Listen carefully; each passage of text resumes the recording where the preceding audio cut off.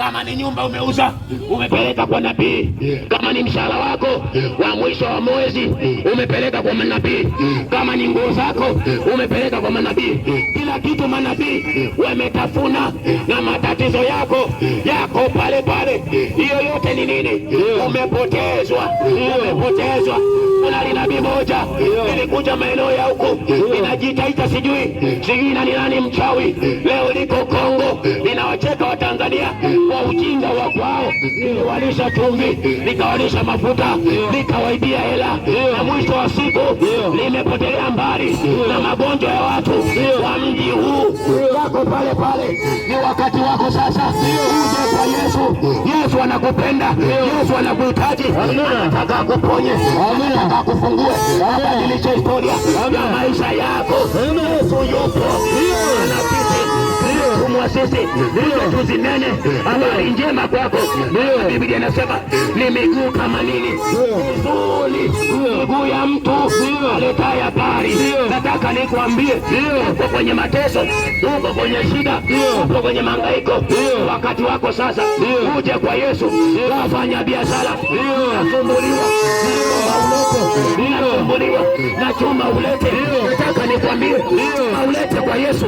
Anafuata mkia na mizimu yanafyata mikia, lakini habarini yanafyata mikia, yanafyata mikia, magonjwa yote yanafyata mikia. Maana Yesu wetu moto ulao shuka juu maisha ya mtu. Magonjwa yanaliwa, ukimwi unaliwa, unaliwa, uchawi unaliwa, kila aina shetani analiwa. Makofi na vigelegele kwa Yesu.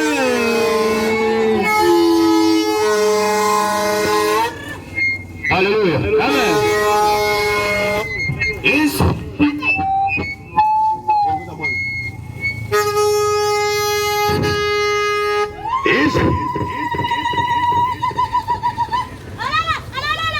Ni habari za Yesu. Ndio.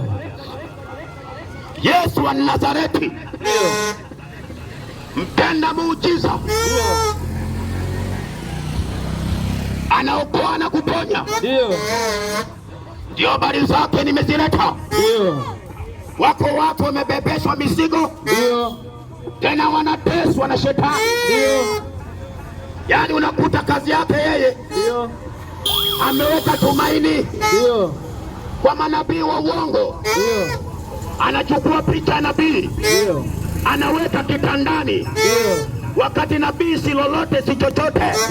Nataka nikwambie, badala ya kuweka tumaini kwa Yesu, unaweka tumaini eti kwa nabii.